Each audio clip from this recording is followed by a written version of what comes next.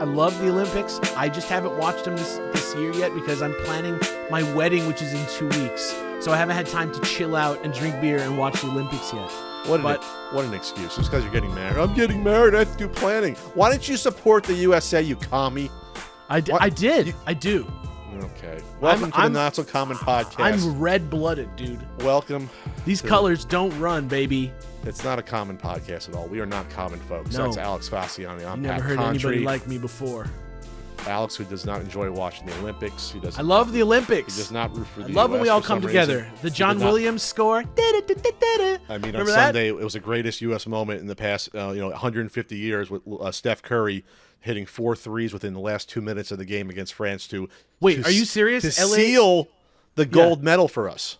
America's basketball team was the best again? That is crazy. Barely this year. Like we almost changing. lost this time? Yes, you have. See, if you watch and weren't a communist, you know that. I'm not a communist. We almost lost the semifinal. Host? We almost lost the semifinals to Serbia, and we almost lost the finals. It was close. We only won. The women only won by 1 point to France. Shout out France for getting the silver medal for both the what is basketball that called? teams. Is there a name for that? The fury that appears in an athlete's heart when their country is the home country and they suddenly just get second place in medal. You know what I'm talking about? Well, that always kind of happens. They're probably still proud, but because that's still an honor to get a silver. So we treat silvers like you might as well not even have showed up because we're Americans and we're you got number one. We're psychos. But if you get a bronze, running hurdles in some country you never heard of, you're a celebrity there. Have you seen what you get for winning medals in other countries? That you're set up for life in other countries if you win medals. I'm not even kidding. They give you a house. They give you like money. One country gives you free public transportation for life. As it should be. If you win a medal here, you get nothing on your own. You get a brand deal. You get very few sports, Alex, you qualify to get a brand deal. All right, how about this? Let's say you think get you think the badminton 10 players here are pulling a lot of money in brand deals? How many medals though? What do you mean how many medals? We're talking about Katie Ledecky, right? Katie Ledecky's going to get every brand deal. Well, swimming's considered a major Olympic sport. It is, different. but also she won. She has every record. Dude, she set the record 19 times in a row. Dude, if we had the best, if we had the best skeet shooter in the world, no one would know who they are. Because we won the most gold medals of any country. We tied with China, and we won the most medals overall by 75. And you could probably name 4 different Olympic medalists outside of the teams. I mean, we don't know who these people are outside of gymnastics, outside of gymnastics, outside of swimming. Most people don't. We don't. You couldn't tell me what fencers won medals for us this year. I couldn't tell you that. And I love fencing, and I watch just win a medal, and I still don't know who they are. It feels a little embarrassing, doesn't it? It does, because we're almost like we're too good. See, if we never medaled in everything, we medaled in anything, like breakdancing, which was a joke. We would be like, oh my God, this person's the best. We're too good, Alex. Don't be a hater. Here's what I'm going to say. America definitely has a vibe at the Olympics, like in the Goofy movie, when you've been with Goofy and Max for a while, and then you see where Pete and his family have been at in their big giant luxury RV, and you feel a little bit of anger at the soulless capitalism that drives that type of thinking. Okay. And I feel like that's how everybody feels about us at the Olympics a little bit, because it's oh, hey, silver, that's if you take America out of the equation, that's gold. You know what I mean? Yeah, we're too successable for our the Yankees. We're the Patriots. That's basically what it is, because now the Dodgers. Dodger fans have gotten bad with a small amount of winning the past 10 years. All of a sudden, they think who the hell they are. If you loved the Dodgers this much while we were losing, you're probably not an asshole. Sure, but Yankee fans, that's where it comes with Yankee fans. They expect to win every year because they had a good run. And that's why they like the Yankees. They don't like baseball. They like winning. Exactly. You know what I mean? That's baby stuff. The Dodgers are cool though. So a lot of stuff's happened in New York. I was in the Long Island Retro Gaming Expo this weekend, but we what was in Central Park 10 years ago? A dead bear was in Central Park. The best part is the news stories that came out then that are a bear was found dead in Central Park. The party responsible remains a mystery.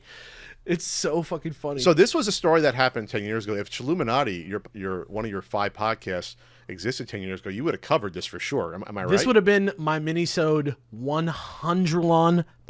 Like, This I would have got been like, major get coverage, this. major coverage on print media, on It's an newspapers. insane That's mystery. Yeah. all the local, WPIX New York, WNBC, all the ones I grew up in Jersey, they all covered this. It was major news, because also it was weird because there was like a bicycle found on top of the bear in like the bushes somewhere. And if you don't know, if you're not from this country, there are no bears in Central Park. There might be squirrels, birds. Does the maybe zoo some have field a bear? mice. Maybe one bear in the zoo? Maybe? Possum. Yeah. But there's not wild bears in the zoo, and it was a youngish cub bear. So the whole story was bizarre. And you would think you would never hear of this again, and would definitely think that we'll never know what happened with this until August 4th, or a little over a week ago. Someone on Twitter put out a 3-minute, 21-second Twitter video explaining that they are the person that dumped the bear. Oh, yes, it was Robert Kennedy, The third presidential nominee with like 8% national support. Insane. I'm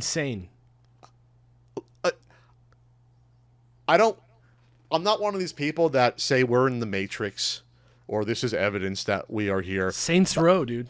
But we're in there. when you see things like this happen, it goes back to the truth is stranger than fiction cliche. It goes back to you can't make this up. You can't write this. So he's in this video eating, someone's shooting it in, I guess, TikTok aspect ratio, normal ratio on a cell phone, not widescreen, which I hate. He's chomping on like 3 giant beef ribs, dressed Which is up, so weird. dressed up in a work shirt and a tie, talking to Roseanne Barr. Who is, which I want to say, to make her look at him the way that Roseanne Barr looked at him, you gotta know that what is coming out of his mouth is like super insane. Because Roseanne already is like, she says cuckoo bananas shit. Yeah, Roseanne is exactly the most level-headed, even keeled person. She lost her mind. Yeah. So the story is that this is Robert Kennedy saying this, because I believe the New Yorker was going to release an entire expose about his presidential campaign and dug this up somehow, this information. They somehow found out through sources that he's the one. So this news is going to be public. So is there proof? Proof is that he admitted to it. What do you mean? He admitted to it. That's proof. Well, I'll get into that in a minute, but I'll let you finish telling the story. It's corroborated in the article. That's why he felt the need to get in front of it about a day or two before the story broke. And so he was falconing, which is a total normie thing to do, is to go falconing, by the way, in like upstate New York somewhere, or Delaware River Valley, I forget, where falconing exists. And he claims, now this is his word, that he was driving back and the person in front of him hit this young cub bear. And instead of, I don't know, doing what a normal person would do, would be like, I don't know, call a park ranger, call the police, say, hey, a bear got hit. He decided, I'm going to pick this bear up for future skinning and eating. And so he loaded it in the back of his van or whatever, and then kept it there while he then ends up going to a fancy dinner that day while he has a bloody bear in the back of his car, in his van. Or it can't just be a car, but a huge trunk space to fit a bear in. And then he's at dinner. This is a story. He's at dinner and says, oh no, I have a flight to catch. Who forgets they have a flight to catch anytime, let alone when you have a dead large mammal carcass in the back of your vehicle? So then he decides... It's never a surprise, you know what I mean? Like, you might be like, oh shit, I lost track of time, but you're never going to like remember that you're catching a plane out of town. Yes, you always plan your entire day around catching a plane. Like, that's like what you focus on. Yeah. So he then said, well, I didn't want to leave a bear carcass. Well, that'd be silly to leave it in my van while I go on a trip. So he does the very same thing of not, I don't know, putting it even in a dumpster or leaving it somewhere a fucking normal, non-crazy person would. he concocted a story where I'm going to leave it in Central Park with like my rusty old bicycle to make it look like a fucking prank that somehow a bicycle person hit a bear in Central He Park. said a bunch of people on bikes have been dying in the park, and so he thought, as a joke, he would be like, even a bear died riding a bike. It's crazy. It doesn't make any fucking sense. It's unhinged. It's crazy. I don't care or not want to talk about his politics. This is a crazy person. So here's my take on this. That's like slightly conspiratorial. Oh, right? Surprising. Look, I'm a level-headed guy. There was talk of him being in the cabinet of Trump's like new administration as the like EPA guy, which is like insane, right? Or whatever it is, something like that. It's like the like wildlife guy or something like that. And this is his way of currying favor by no. Check this out. So there's already that clip of him like talking to Trump on the phone and like apologizing to him and like talking to him like they're like on the same team, right? You've seen that? No, I haven't seen that. There was like a leak. There was like a leak recently, and he was like, "It's real," right? But it was real, and basically like, it feels like people keep forgetting about this guy. And you, like you said earlier, he has 8%, but like, especially now when Kamala's like, you know, she's turned around. She's now leading. She's like, forcing Trump to have like, he's having like a mental breakdown. He's back on Twitter. He's going crazy. Yeah. So like, you know, something's happening. Kamala's got all the Joe momentum. That Joe did not have. Joe had no. I think the idea with Robert Kennedy Jr. from the GOP side was to make him into like a sort of like Ralph Nader type figure, which funnily may end up working in Kamala's favor more than anyone's right now. Right. But I think at the time of this, and then there's been a few other stories with this guy that are just so fucking crazy. Like the one where he said doctors found like a dead worm in his brain. Did you hear that one? Oh yeah. Okay. Yeah. Another just something that's like so psycho that you can't not write a news story about it because, like you said, he's got an 8% share of like people's votes. I think he's just trying to remain in the headlines at this point at any cost. I'm not necessarily saying he didn't put this bear in this park, but it seems insane, his story. Well, the New Yorker article has a picture that was taken that day that they found. They sourced that, if you saw that. I'll drop it in here. So they found a picture that day. Someone leaked it, or he's putting his bloody hand in the mouth of the carcass of the bear in the trunk of his car. Insane. It's fucking crazy.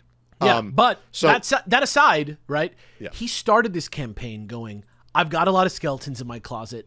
I'm not running a squeaky clean image. And this is like when somebody's like, what do you have to say about the sexual assault charges against you? He's like, I'm no Boy Scout. And so I think what he is literally is just like a pile of crazy news stories that's going to keep him in the news until the election. This is from the New Yorker article. A person with knowledge of the event said that Kennedy thought it would be funny to make it look as if the animal had been killed by an errant cyclist. Yeah. This is a crazy person. Yeah. Who has no good sense of humor either, by the way. But the amount of effort it would take, it's bullshit about the flight. That's absolutely bullshit. I was going to eat it, but I forgot that I was going to fly. Yeah. But he was going to eat the bear? And he grabbed the bear thinking he was going to eat it because he forgot that he had a flight out of town that day? I don't necessarily believe him that he didn't kill the bear himself. And he's at the restaurant and he's like, oh shit, I have to leave really quickly. Let me pop over to the middle of Central Park and with a dead bear and a bike. Yeah. None of it makes sense. He's a fucking crazy person. Shocking because he's a huge conspiracy theorist and anti-vaxxer. He has no training in it at all. That's his big problem is that he's anti-vax, but he has a lot of problems. But anti-vax is the one that. Well, that's what gets him his supporters because that sort of Looney Tunes lines up with those folks. So fucking stupid. So maybe that's one of the reasons why. So I've only seen 2 episodes or 3 episodes so far. Spoilers of the last season of Curb Your Enthusiasm. But let's see. Cheryl Hines show up. Did she show up in one episode? She did show up. in that. But I wonder if she would have if all this stuff was known before they filmed the last season, or she would have been written out off the show. Do you remember the episode from like a couple seasons ago where Larry figured out that like no one will bother him if he wears a MAGA hat? MAGA hat. Yeah. Yeah. Like it's like Cheryl Hines like really did that. She like went hard. I mean, I don't know. I don't know what her thought is on all this. I don't know how closely she stands by. Well, she has to support him. She was probably the one filming the video. I don't even want to think about it. Who else was filming that video with her and Roseanne? You're right. I don't want to think about it. Because she was with them 10 years ago when it happened. They were together then. And she's fine with it. She's cool with it. I stand by your bear killer, who then ends up staging a Central Park bicycle I don't think accident. that I could let that go if I found out that my partner did that. Hey, that's a ride or die. If you're going to take a picture of someone explaining to Roseanne that, hey, I framed a bear and a cyclist for murder. By the way, in the tweet, this is what's funny about this. Because he knew the article was going to come out in New Yorker, he tweeted with the video, looking forward to seeing how you spin this one, New Yorker. You have nothing to spin. There's nothing to spin here. This is not a normal activity. There's nothing. It's not like, hey, I dropped a Slurpee on my foot and someone slipped and broke their leg. That could be like, okay, that doesn't happen. Like, it wasn't your fault. This is just so out, but even more bizarre than what I just said. Like, this is like you went out of your way to stage something that wasted like taxpayer money of police officers actually having to investigate this. Yeah. And like park rangers and stuff. Like what the? Why is there a dead bear here? Who did it? There was like slash marks on the bear, they said too. Like on top of that, like the whole thing is fucked up. The whole thing. There's just no way.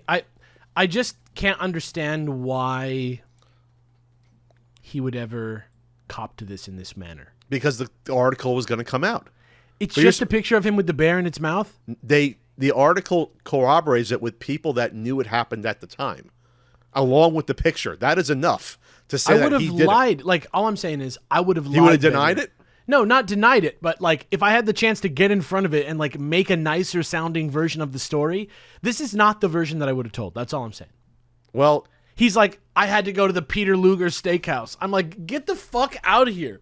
Well, here's the thing. It's only like 2 paragraphs in this huge article, it looks like. Looks like it's 2 paragraphs. So if he hadn't said anything, it would have been still bad. But what's bad is hearing it come out of your own mouth on video. That's why I'm like, to Roseanne Barr. That's why I feel like he's just trying to stay in the headlines at this point. With a chunky, triplet of ribs on a plate in front of you. There's no way that's not. It's like Ted Cruz when he like does these like unbelievably shitty things when things go wrong. Like when he like left the country. He left Texas when people were freezing to death to go to Cancun. He like took his family to Cancun. It's like he did that just to like put that in the news for a second instead of something else. And I feel like that's what's going he's just here. an idiot. Like he just doesn't care about people and just thought, hey, I'm going to go on vacation. I'm not going to get caught. Like how, as a politician, are you just not constantly thinking about optics?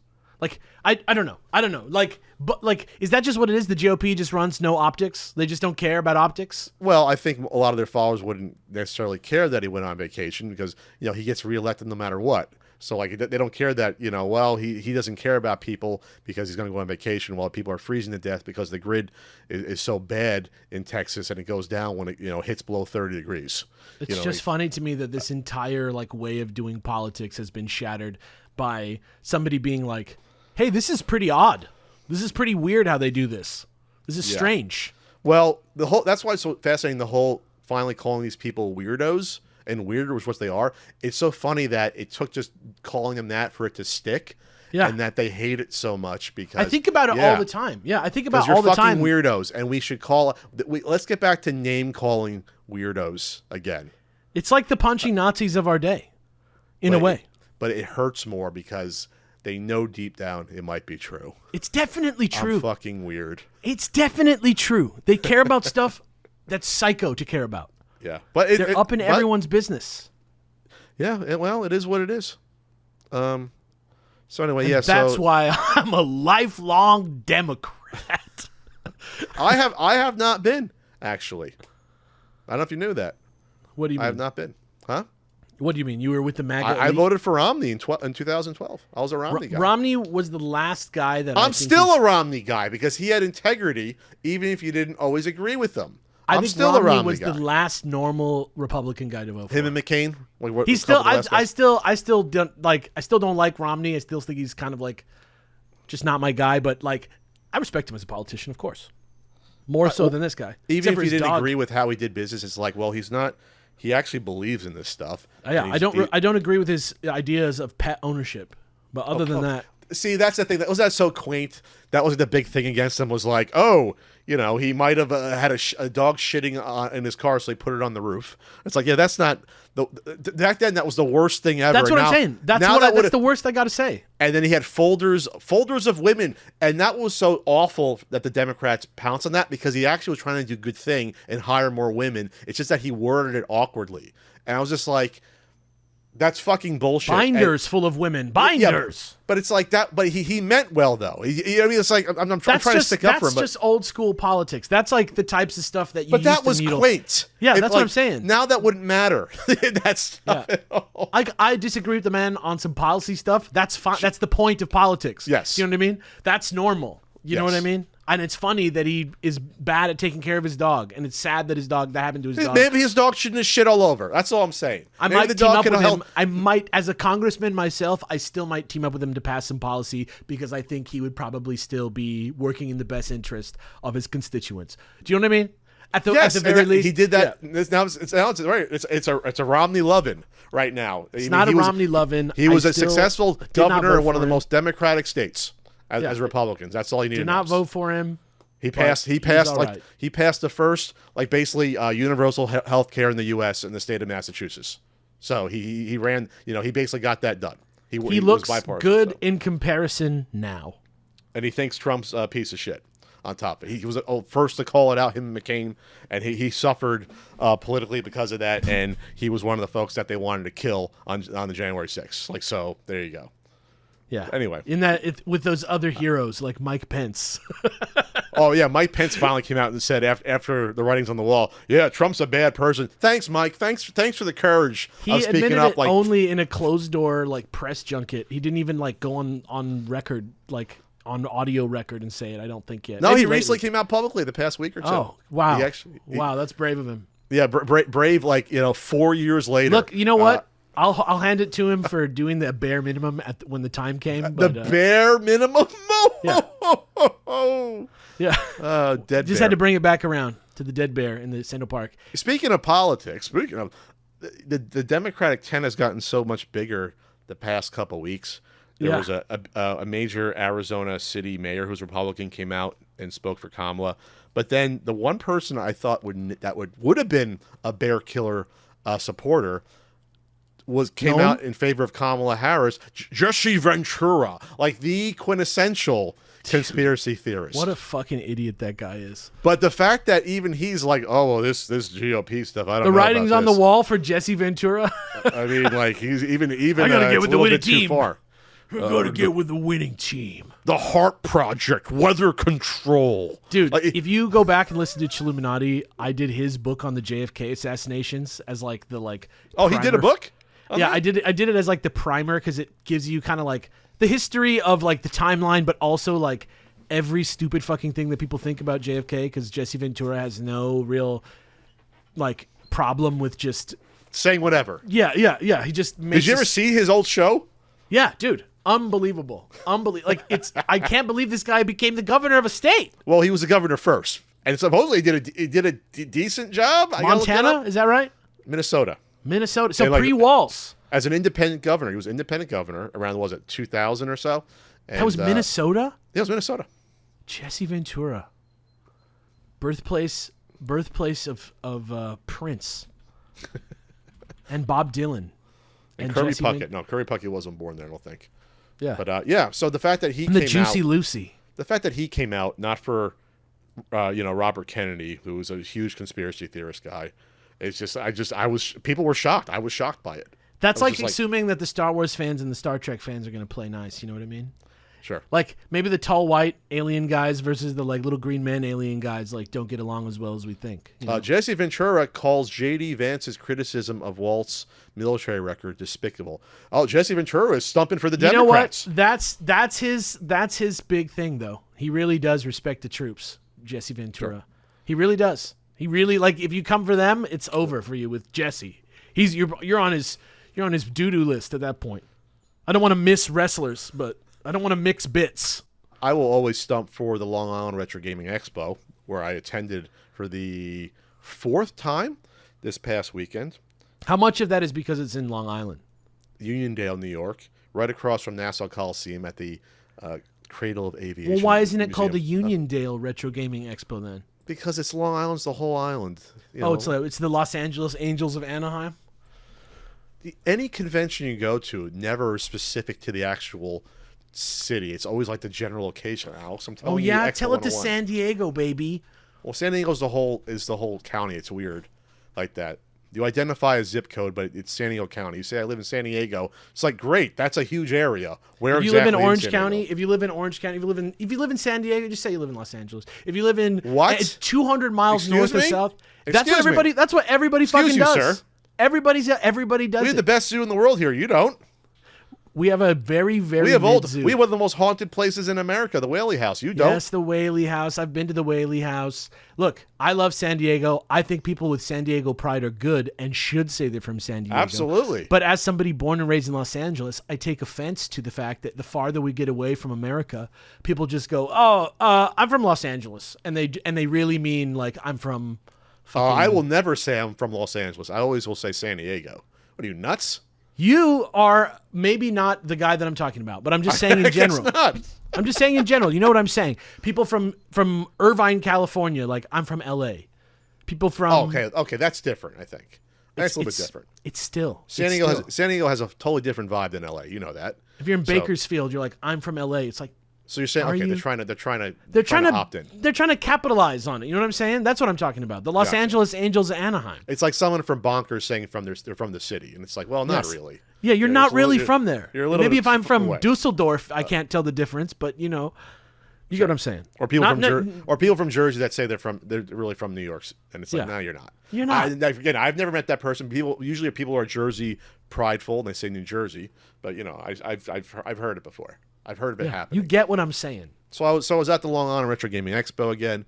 One of the best gaming conventions in the country. It always looks so fun. Everybody's happy there. I want to go because it's at this Air and Space Museum. Yeah. The Cradle of cool Aviation. Levels. It's like a 3-tiered level circular area. There's like an IMAX planetarium sort of theater in the middle of it.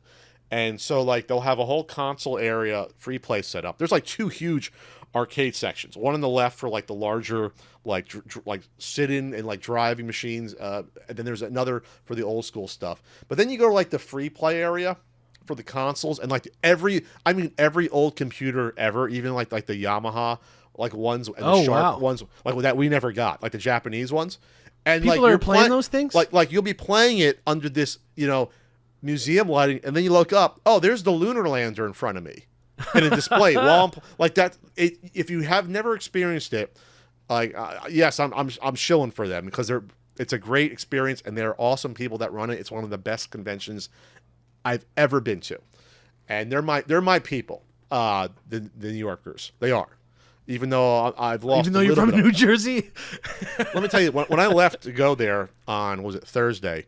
And from San Diego to JFK, it was a New Yorker leaving from San Diego. How do I know that? Because I went online to get to board on the plane, and the 6-year-old woman in front of me looks at me, and she said, "What are ya?"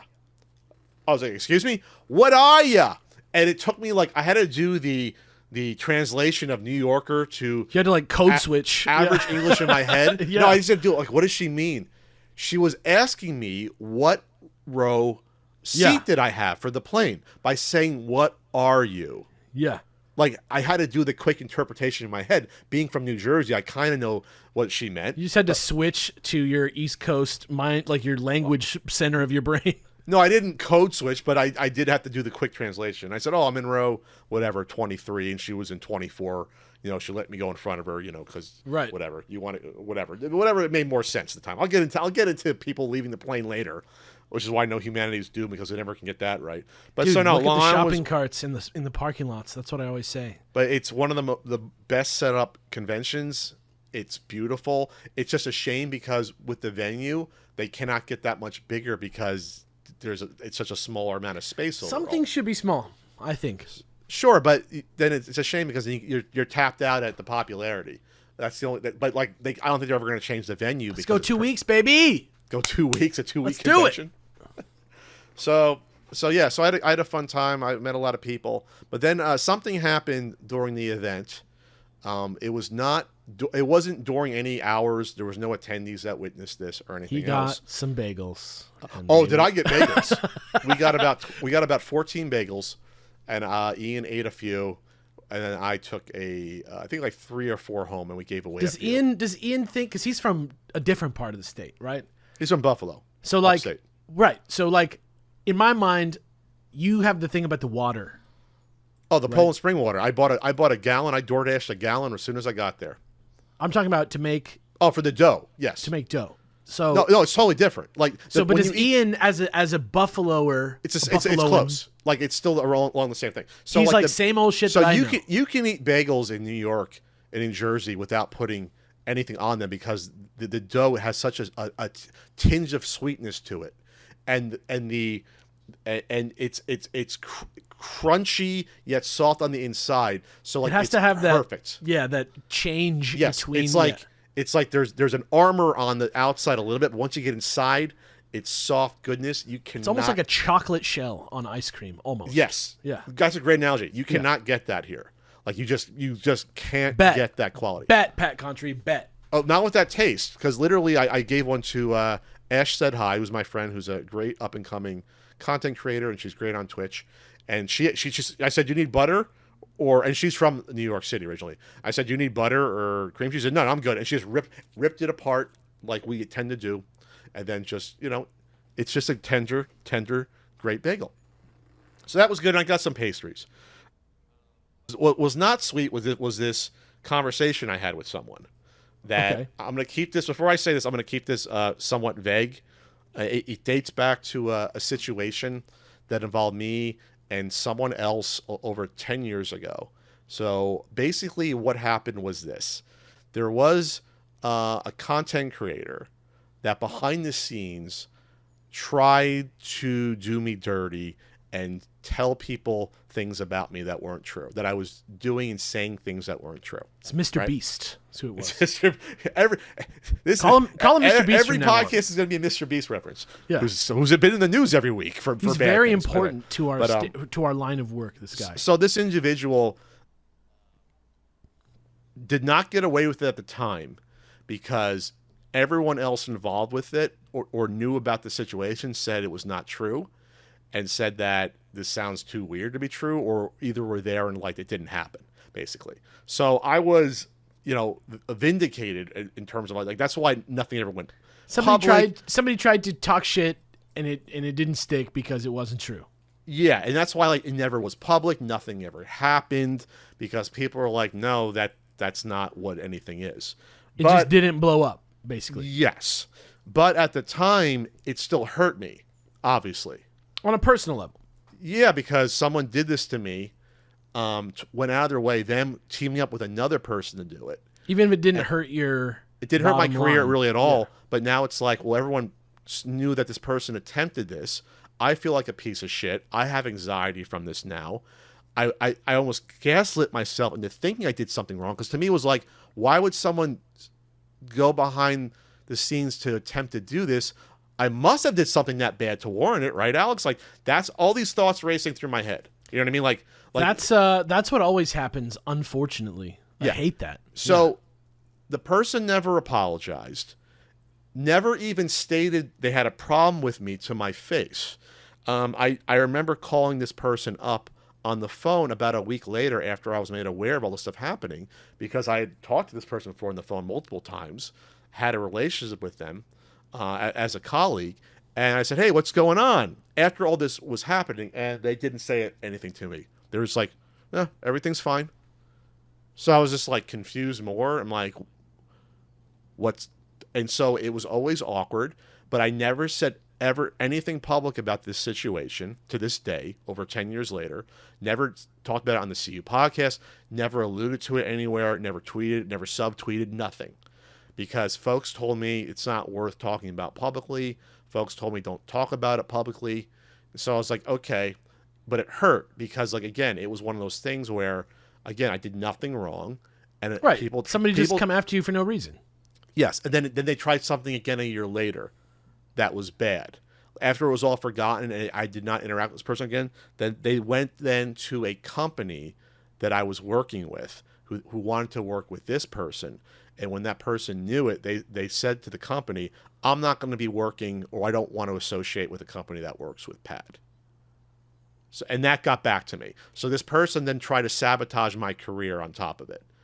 That to me is when it went to the next level of this person is a fucking sociopath and they are the worst of the worst. It honestly feels just kind of Hollywood in a like kind of unaware kind of way to me. So fast forward to Long Island, where this person, it got through the grapevine because a lot of people behind the scenes, not a lot, but there are several people, including some of our mutuals, that know about the situation. You do not really know, but a lot of people have known about this. I'm not of this world, you know. You're on the periphery. I'm a day walker. I straddle both worlds, one foot in each dimension. So it got back to this person that I've told people I don't like this person, and this is why. And I'm always honest about the situation. I do not sugarcoat with people to my detriment and to my strength. I let people know where they stand, and I'm not going to pretend to get along with someone, especially someone who went out of their way to try to hurt me in my career for something I never did, or exacerbated things that I might have did and made it seem worse. So this person came up to me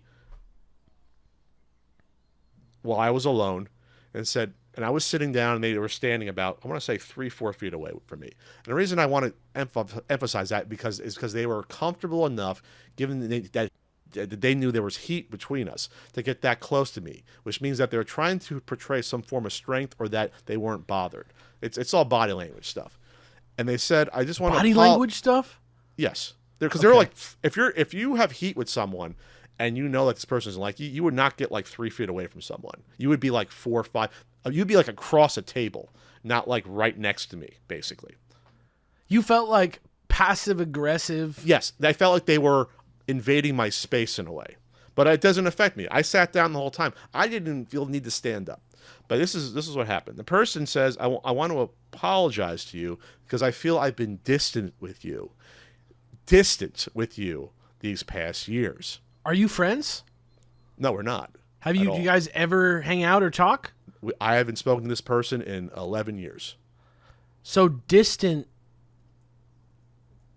It means nothing. Distant compared to what? Exactly. And I said to them, what do you like distant? Like, what do you mean? Well, they said, well, we haven't talked or anything. So that's why I want to apologize because, you know, I hear there's some issue between us, and that, you know, you have a problem with me. That's what they said. And I said that, I looked in the eye, and they were looking me in the eye. They weren't being nervous. They weren't looking away. So I'm like quickly saying to myself, I'm quickly analyzing this person, and I'm very good at reading body language and sizing people up. I think you probably agree with that. I'm a pretty good judge of character of folks. And I quickly surmised that this person was really trying to convince me that they thought that they don't remember anything that happened. So I said to this person, literally said this, you don't remember, do you? And so when I get, and to preface this, but when I get into confrontations with people, I quickly focus. I go into like, it's almost like fight or flight, but like my fighting is using my words in dissection. I'm just going to imagine Daryl Hannah from Kill Bill. Okay. When it like zooms in on her eyes. It's almost like that. I go into like prosecutorial mode. Objection. So I said, you don't remember what you did you? Matlock? I said that. Just like that. And they looked at me like with a blank stare. It wasn't even blank. It was looking at me like trying to size me up. And then I walked them through the entire situation and what occurred. Like a TLDR of what occurred to get us to the point of them thinking we have a problem with each other. To the best of my recollection, I think I got a few of the maybe details of the dates wrong a little bit, but I was like, this is what happened. And they didn't reply to anything specific, but said, oh, things got misconstrued. So all of a sudden, the person then remembers the things. And it wasn't a fact of being distant.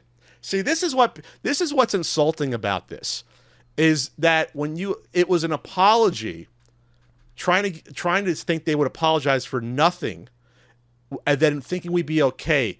It was a non-apology dressed as an apology. So do you think you think he was trying to check to see if you remembered? Probably. But also if I'd be like, oh, yeah, we were distant. We're good. Like he was looking for that, right? Yeah. And of course, I'm not biting at something like that. If I have a good reason to have a problem with someone, I'm going to explain to you what it is, which I think is actually healthy. I'm not going to like pretend. I'm not going to lie. I'm going to lay out for you, Alex. I think bubbling rage is not good. And if it gets, I did not have rage. Yeah. That's what I'm saying. Like, that's what I mean. Like, I think there's a point that you can get to where you're just screaming at somebody out of nowhere. Oh, I never raised my voice at all. That's what I mean. If you're just hey, just so you know, this is what it actually was. I think my voice was again like calm, like I was in a courtroom, because I was honing it for maximum effect to make sure that my emotion was like separated out from what I was conducting, which was my business. Right, I was super professional. It was like Ryu ready to fight in the World Warrior tournament. Right, that's beginning scene on Super Nintendo with the no lightning. Emotion. It's just you are disciplined. I was showing discipline. Right. Yeah. So basically, they said it was misconstrued, or maybe it didn't happen. And I walked them through all the details. I told them that other people were aware of this. And I walked them through these things. And then they did remember maybe what the issue was, what they said maybe, or what got back to the people that then talked to me about it at the time. So like their story just fell apart. All of a sudden they did remember. So they were retreating from their stance of distance to now, Pat is telling me exactly what happened, and now I'm trying to defend from it. Like they checked in real to see time. They checked to see if you remembered, and the worst possible outcome happened. Yes. But they did a great job of always looking me in the eye and remaining sort of like snake-eyed calm while talking to me. Basically, basically, I said to myself as I was going through this, wow, they're good, because someone else might think that they're telling the truth. But no, they're just a really good liar, like one of the best, like a sociopathic level of lying to try to gaslight me while they're talking to me. And that would probably work on a lot of people that would say, well, maybe that's right. Maybe I'm just not remembering it, or things are being like that, because they showed no nervousness at all of me pushing back on them. Almost like it was a contingency that they expected. Like they had game theoried this out before they spoke to me. Why do you think they came to talk to you? Because I think they're now bothered that word has been pattering around about this, and that their reputation has maybe taken a hit. Are you talking shit? I'm telling people the truth. But I'm not like going out of my way to. That's what I'm asking. Like, are you walking around talking shit? No, but when it comes up, like if someone says I hear you might have a problem with this person, I'll be like, yeah, I do. And if they ask what is it, I will tell them. I am under no obligation not to tell people the truth about someone that did me wrong. Absolutely not. Do you think that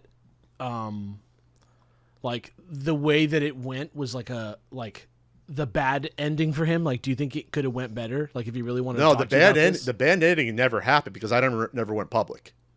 Well, but let's say this. Let's do. By the way, the conversation gets better. By the way, but go on. He keeps talking. Yeah, this is like a 10-minute conversation. Again, no one was around to hear this. It was just me and them. So I walked them through everything. I basically saw the holes in their story and plugged them in with the reality of what occurred. And then I brought up the story of what happened. I told you. I said, okay, after all that happened, I basically didn't talk to you for like a year. I did what I thought was best and separated myself from the situation. I did the best I could at the time, even though it gave me anxiety. I didn't say anything about it publicly.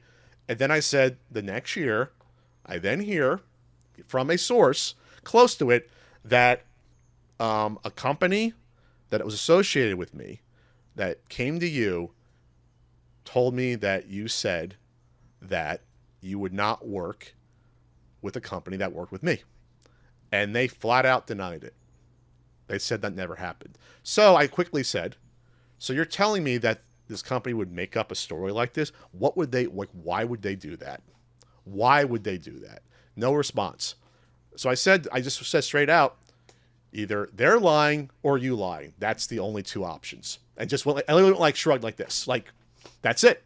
And I had no response. I just saw I just saw their beady eyes at me, looking at me like they didn't know what to do, but weren't showing the fact that I got them. That's it. Because there is no response to that. You're basically saying that, you're lying to me by denying it. And at that point, it's like, there's no resolution here. And then at that point, just about someone came over to talk to me, and that person walked away. There was zero resolution to it at all. None.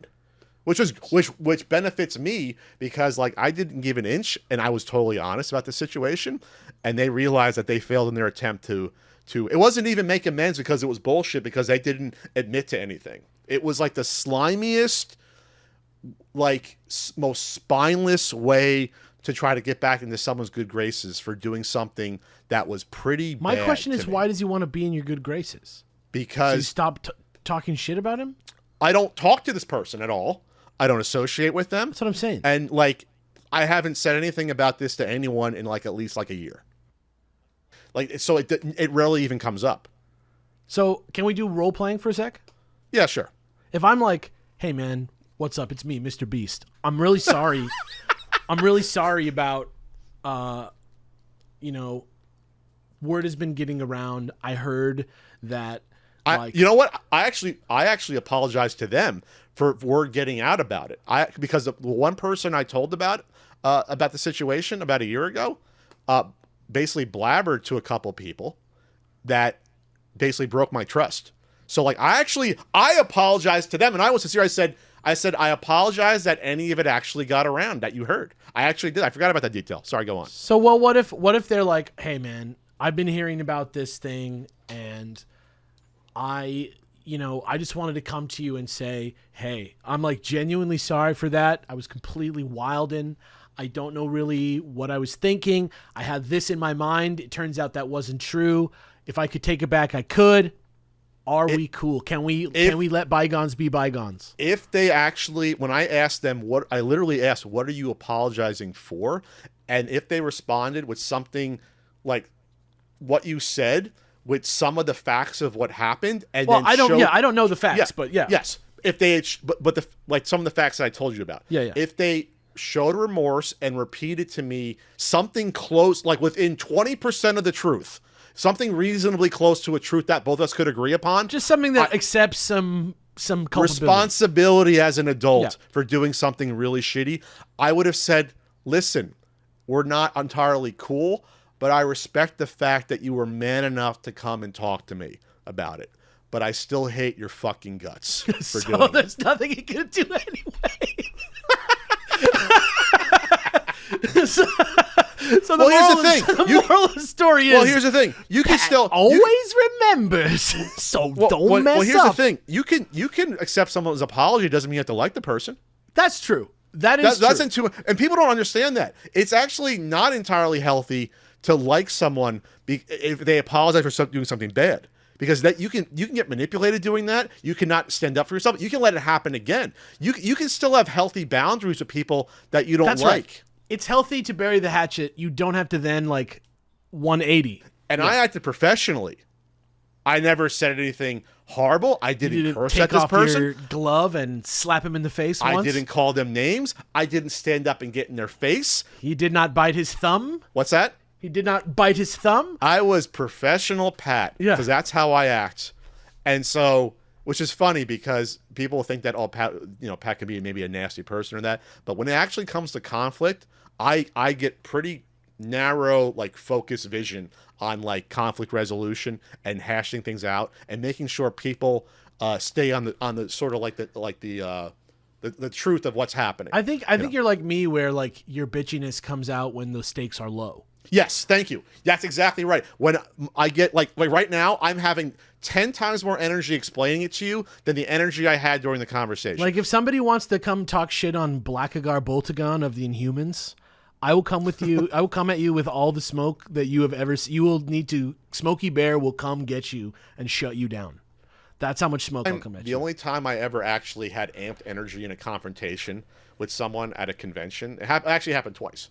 Once was like MagFest 2011 during my retroware days. With a young Mr. Beast, age 14. It was a guy that I think he used to leave some comments, and he had been drinking a lot during the day.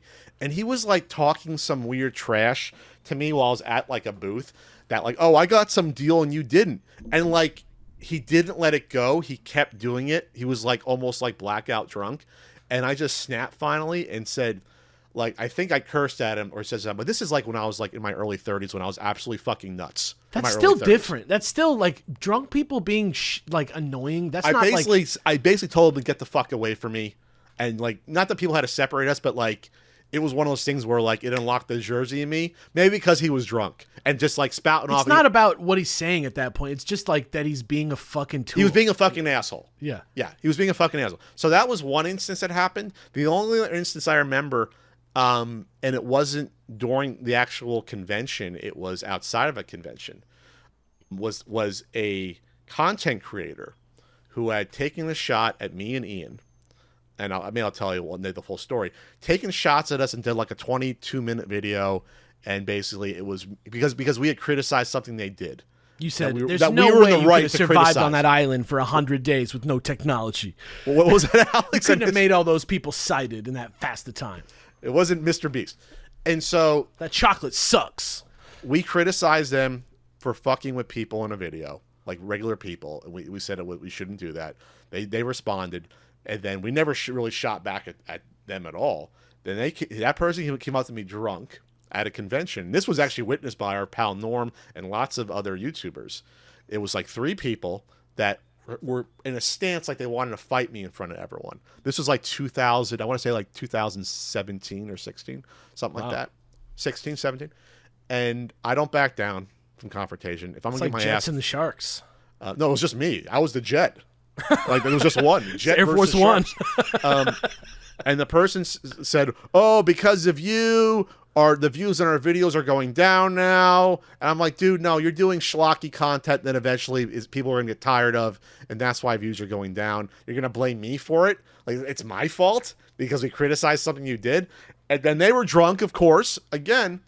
And then their partner in crime didn't have the balls to say anything to me, even though they said something to me, the stuff to me online, which happens all the time.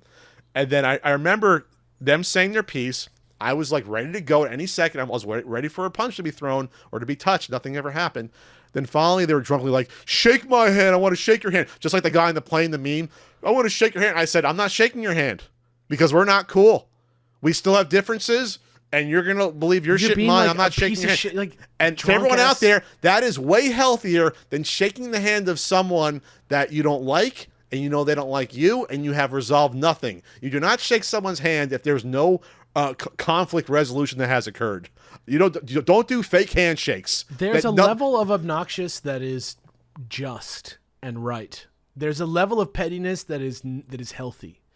Like at some point, it's like non-toxic pettiness. Like it's being cynical. It's like no, like, okay, in my family, which is largely Croatian and Italian, right?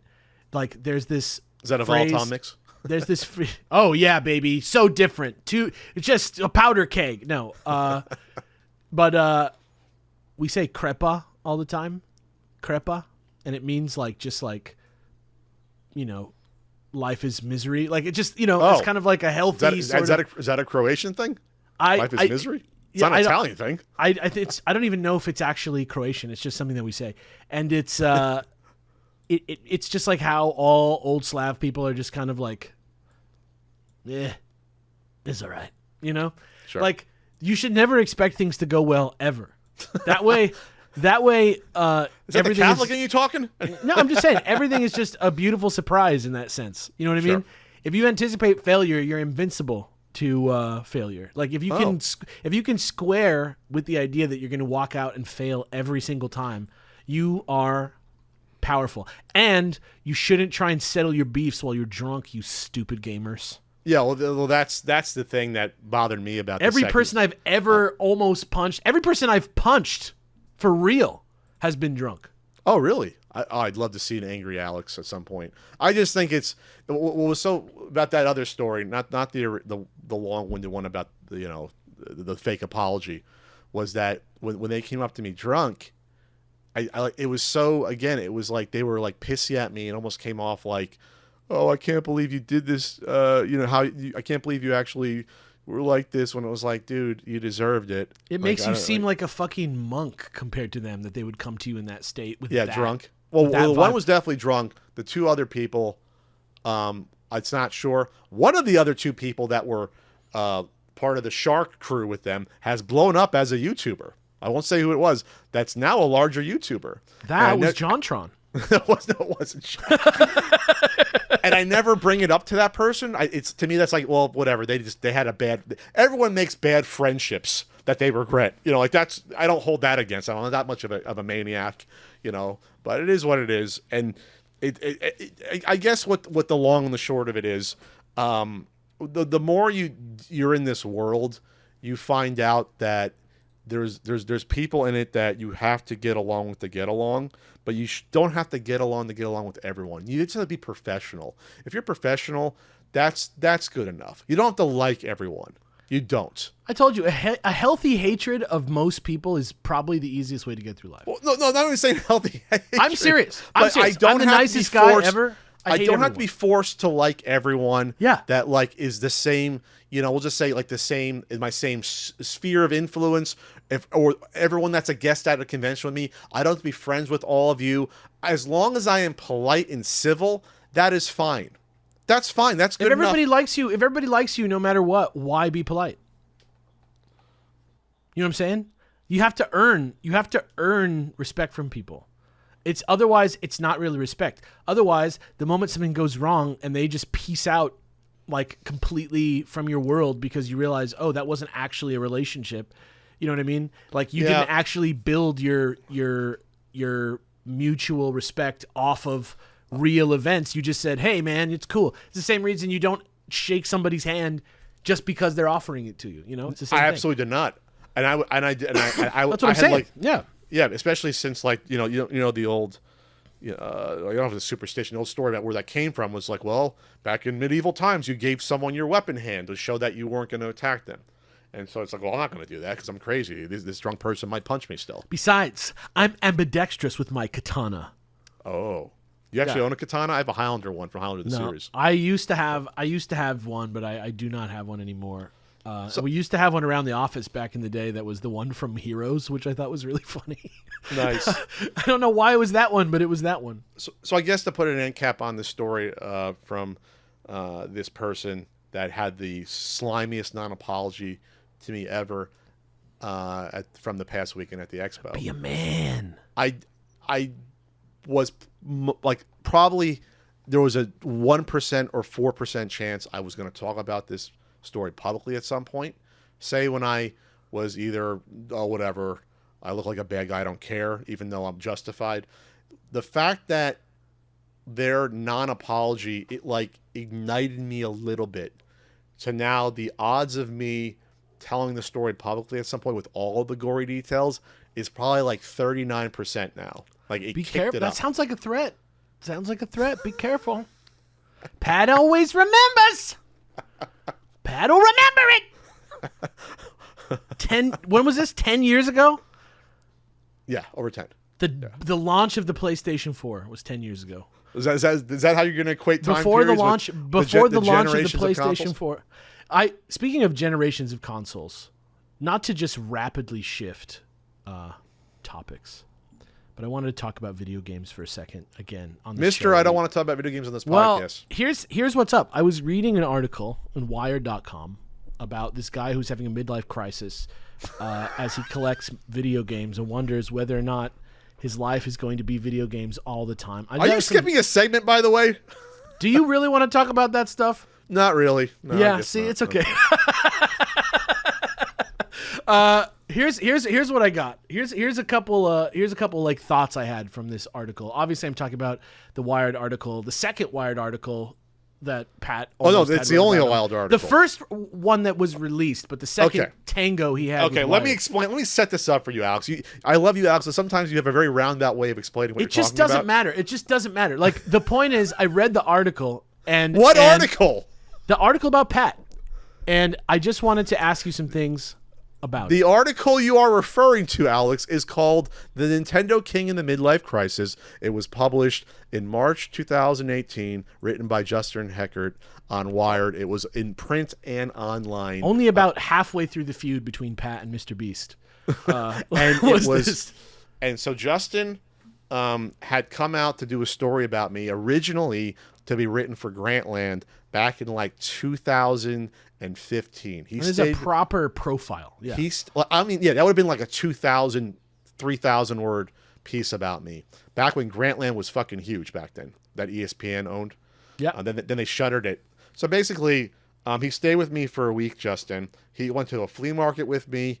He saw me do a deal with me that I did with a collector out here, and I bought like $1,500 worth of stuff. He was here while I was forming my review of Wall Street Kids. That gives you a good time yet. When did Wall Street Kid come out? Probably around 2015 or so. So he wrote this article about me that I never read, nor anyone else did, because before it could be published, Grantland went under. It was shuttered. However, What's his name? What? What's his name? Justin Heckert. That's the author of this article. You have the link. It's right there. So he then in late 2017 said, Pat, I want to do another article with you. And by then things had changed. By then my NES book was out. I had moved into my house. My life had changed a lot in those like 2.5 years since he first talked to me. So he came out again, and this was in late 2017, right before I was about to move into Castle Country, and he did an article, a profile about me that he only spent about 3 days this time, but he finally did it about me, and that came out again in March 2018. So the subheader is Pat Contri has made a career out of his YouTube videos and about all things Nintendo.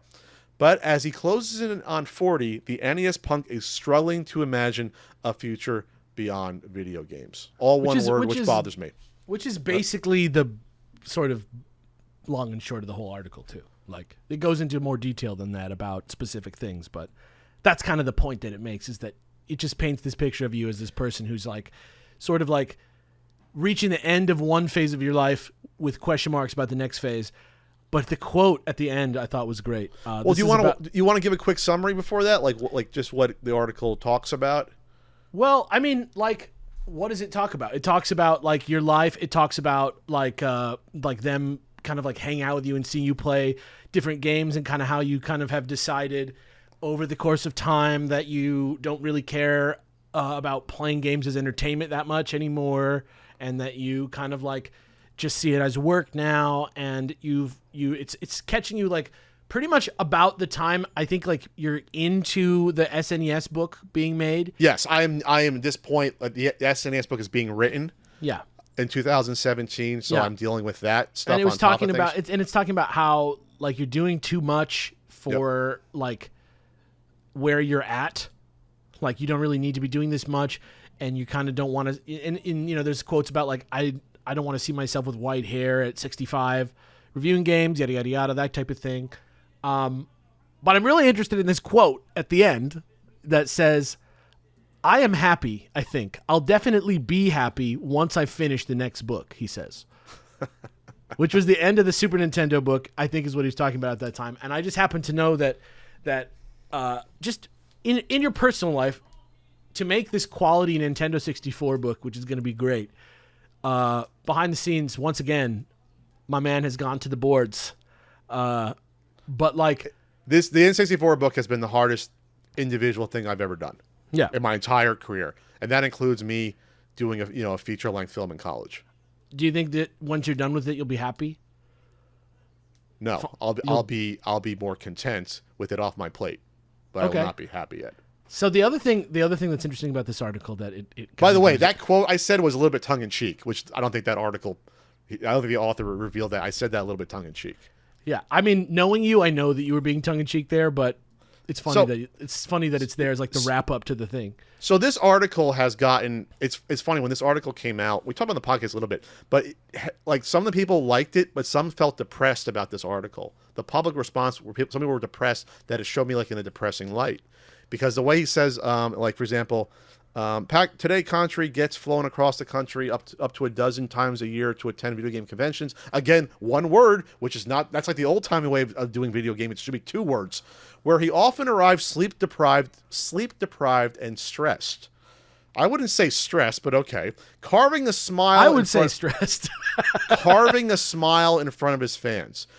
That connotes that I'm like forcing it. So it's. But things you like say that all the time, though. You always like, I got to go out and like, even though I feel like shit, I got to go put on a smile. And well, like, yeah, but I enjoy interacting with the fans, though. Like, of course, I'm not pretending. I don't think that this article is saying that. I think that what it comes across as is you are like tired of doing something that's like a young man's game for a very long time, and that still being on this circuit is exhausting. Yeah, for the actual circuit, which by the way I do a lot less of now. I don't think I hit even 8 conventions this year. I think about how many I used to do. It's crazy. I don't count Comic-Con because that's like I'm not really working at Comic-Con. Walking down the street, yeah. Yeah, walking down. Comic-Con's right here. Popping down over the town. Street. Yeah. But here's the other thing I want to say about this article that it touches on that I think is interesting, which I kind of want to talk to you about because I think it's interesting because you also say this all the time. Okay. The article kind of like outlines like you are you, and the punk is a character you play. And I think that while that is true, I think also that you are the punk character, but just it's you with a mask on, so you can kind of like act a little sillier and kind of say what you're really thinking without having to like be so academic about it. Like it's a way for you to like sort of like be rhetorical about it. That's easy, like less severe and more engaging for people to watch. Sure, I mean you're putting on an act, right? It's like you're doing vaudeville. But you're not. But the punk and Pat don't have different thoughts about like nostalgia in video games, for example. Oh no, we do. We absolutely do. I think there's a level of unhealthiness in nostalgia that the punk character does not. Dude, yes, huh? Remember your last video where Frank was like, "It just matters what you do." Like, did you have That's a not good what Frank said in the 15th anniversary? He was like, as long as you had fun, it's fine. Oh yes, well, yeah, like heartfelt. No, yeah. The punk is like if I took myself to the extreme of like if I was only if my whole life was Nintendo games only and I had no other outside interests, that's what the sort of the punk portrays a person as being. What are your other interests? Where they are so far gone at that point where they cannot see a life outside of that. Literally, that was the theme of my Flintstones Dinosaur Peak video, which is it's quoted in the article. I think it's in the article where he ruminates like, "Hey, I can sell these games and go on a vacation to Tahiti." Then the video. You're like, I wonder if there's NES games. I wonder if there's NES games in Tahiti, and the conceit is that they still cannot separate a luxurious vacation from playing the games. But can I draw the obvious comparison between you saying at the end of this article that you're going to be happy once you finish the NES book, and now you had the hardest time in your life making yet one more Nintendo book, even though probably even more. Sure, but I didn't know it was going to be this hard. I thought it was going to be easier. But I would say you're probably less willing today to pick up a game and play it for fun than you were in 2018. Even that's not true. I play games every day. They're just not console games.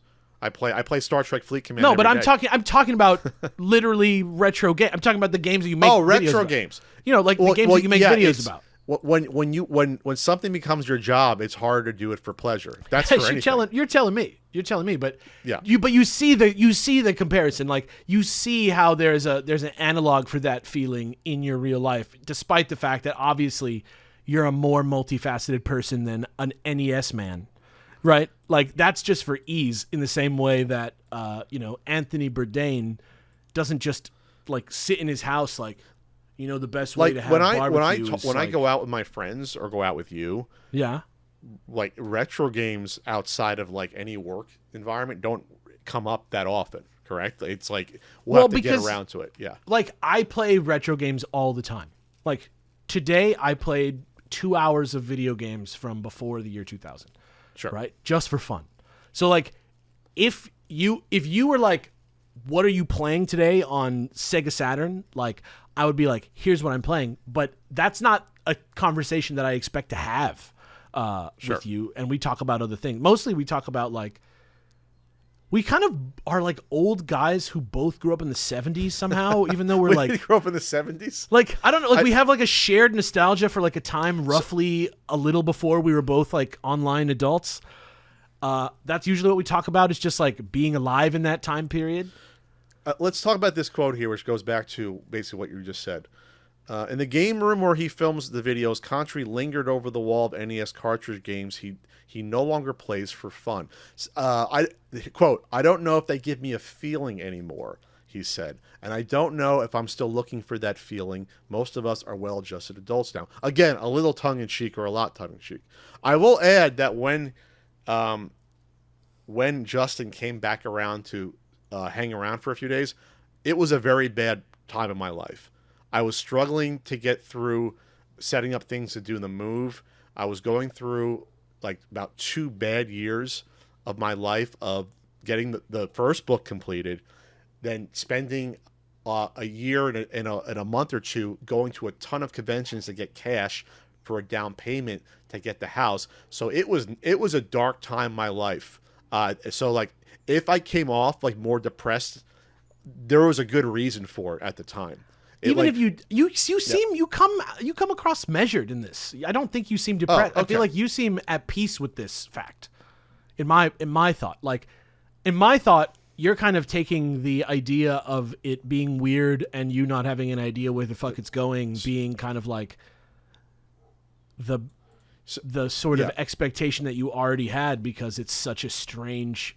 You're just putting the track down before yourself anyway. You want to hear Ian's quote from the article? Yeah, because they talked to James has a quote. I think a few other people, Justin, the author, talked to. Ian's quote is saying, "For the last year and a half, I've never really known what he does for fun." So a year and a half would have been. He talked to him probably late 2017. So that means from mid 2016 to late 2017, right? I don't know what he's does for fun. I can't think of one specific hobby aside from exercise that he does that's completely disconnected from work. His work was once his hobby. Now he's married to that work. Because the NES book took such a toll on me to complete. Remember, for the NES book, I wrote more than 400 reviews for that book. Right. Like, I can't wrap my head around to this day how I accomplished that without dying. Yeah, dude, I wrote a game review every day for 5 years. So, and that the stress of doing that, I had to be a machine just to complete the book. I had to be a machine. And then once the book was out, it was like, this is an opportunity now, because I had no idea. When the Kickstarter came up for the book, it was at late 2015. The book wasn't finished yet. I ended up finishing the book about 6 months later than I thought it would, 6 to 8 months. But when the Kickstarter came up, we put it live for that NES Marathon. We hit the $20,000 goal, or I did, in like 15 minutes. It was like a shock to the system, Alex, that happened. Like, people were like jonesing for a product like that because did it feel like hope? Yes. It was like, this is something unexpected that I slaved away for 3 years to get to that point, or 2.5 to that point. And it's like, okay, this could be something that changes my life that I wasn't expecting. And so I think that I went into a mode then the next year, once the book was out, like we're talking September 2016 to when this article was written, I can do all these conventions, sell this book, and make money that I could not make before. Because remember, This was I quit my day job only 3 years. 3 years before the book came out. 3.5 years. So like I did not have a lot of money. I did not have a nest egg. I had nothing. I was still trying to find like what am I going to be going forward in my life now that I'm in my mid 30s. Or excuse me, early 30s. I quit my job when I was 32. I still was like, okay, where's my direction? The book sort of like gave me a goal and a mission to accomplish. And that was a grown-up version of the YouTube channel?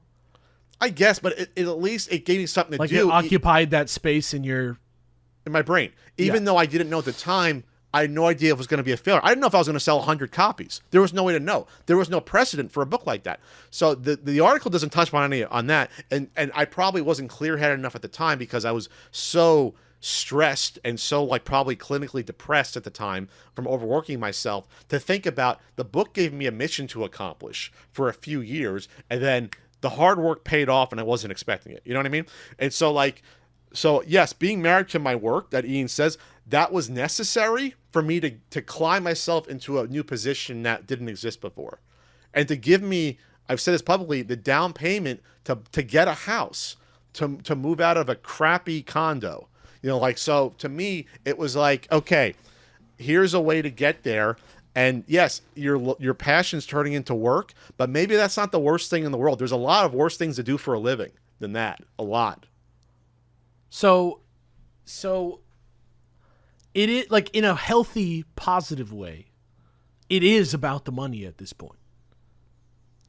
Not at this point, because like let me put it this way: like you kind of, rather than being like I found a new path, right? Because it's kind of the natural progression in a way, right? Like maybe you would get a TV show or maybe whatever, but like whatever happened was you went from YouTube to like some sort of concrete permanent version that is out there, right?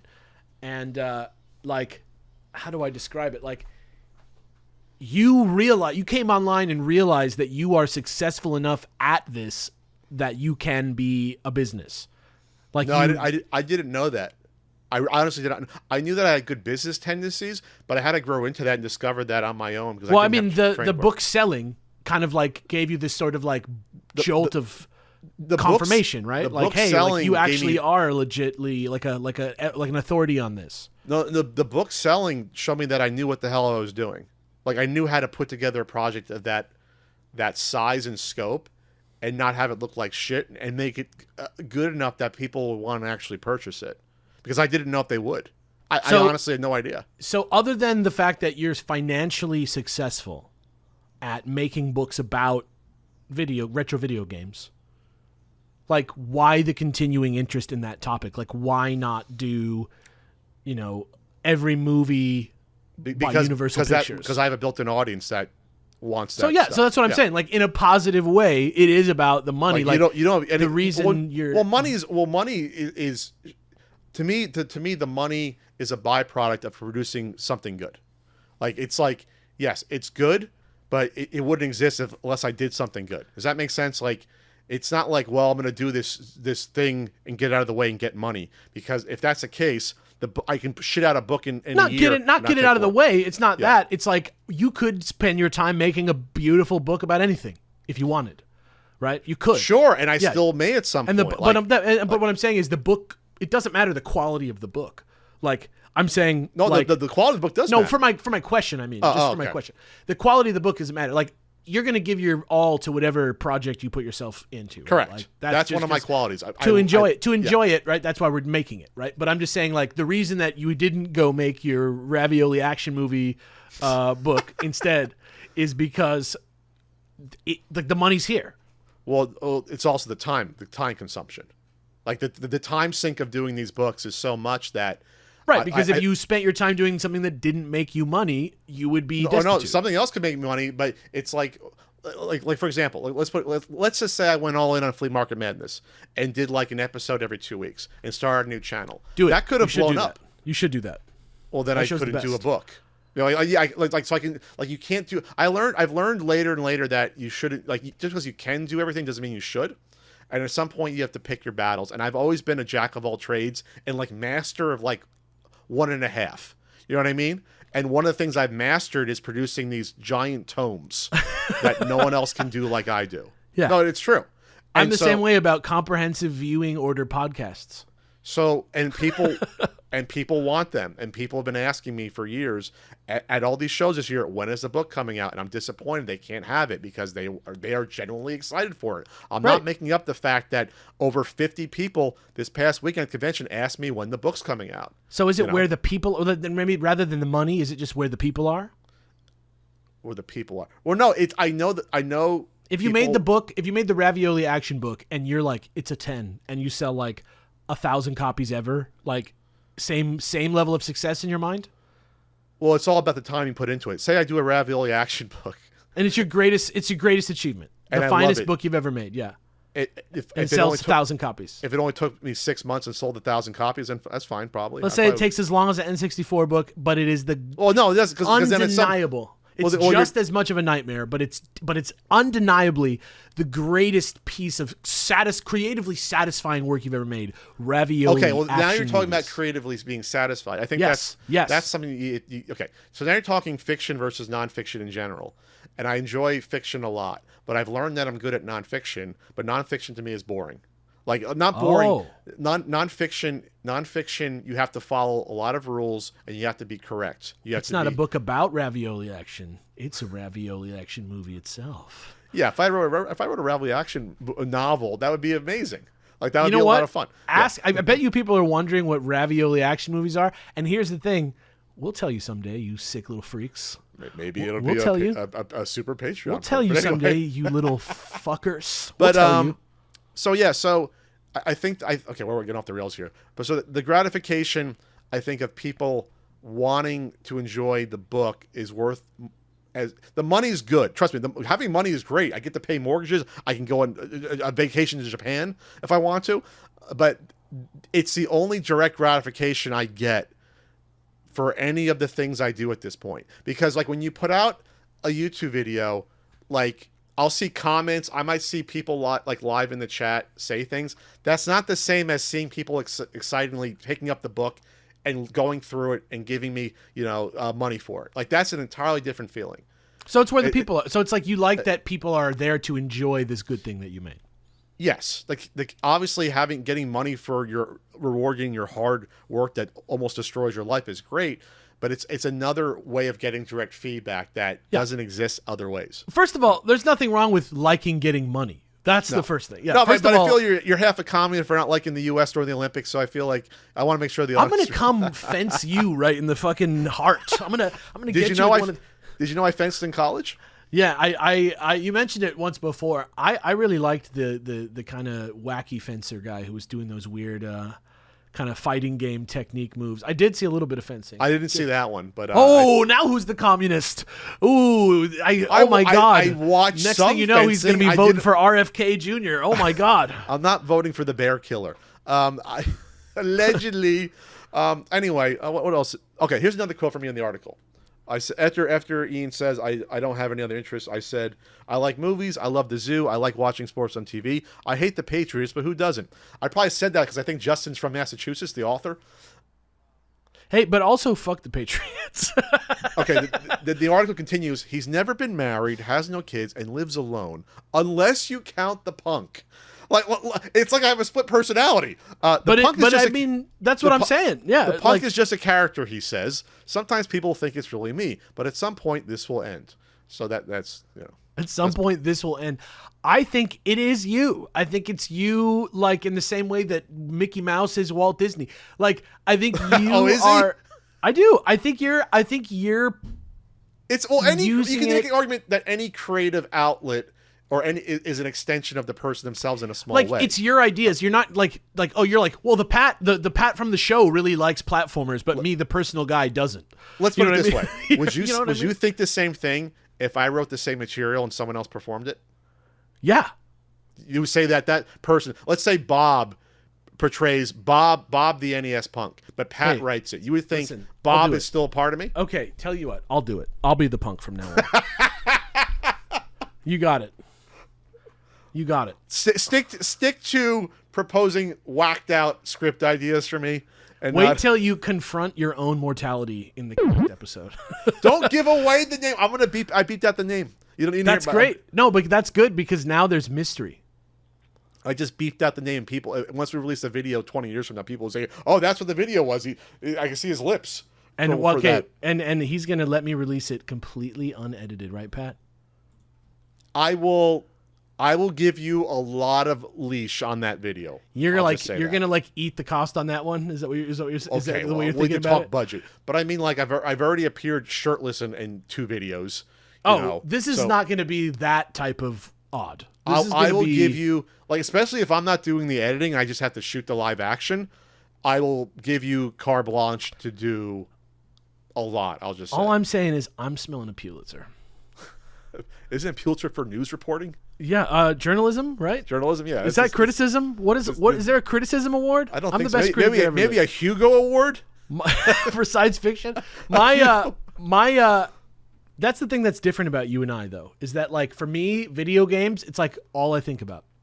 Like I wake up. No, you think about comic books. You think about burgers. What are you talking about? I do think about those things, but, like, in terms of, like, why I keep coming back to video games, why I'm, like, talking about video games all the time, for me, it is, like, 100% about criticism only. And I mean criticism in the most academic sense. You know what I mean? Not like saying shit is good or bad, just interacting with the text and having it be out there as a culture and having it be out there as a canon and sort of furthering the perception of it as such. That is my only driving motivation with video games. Like, again, same thing. Like, the money thing is a big deal for me.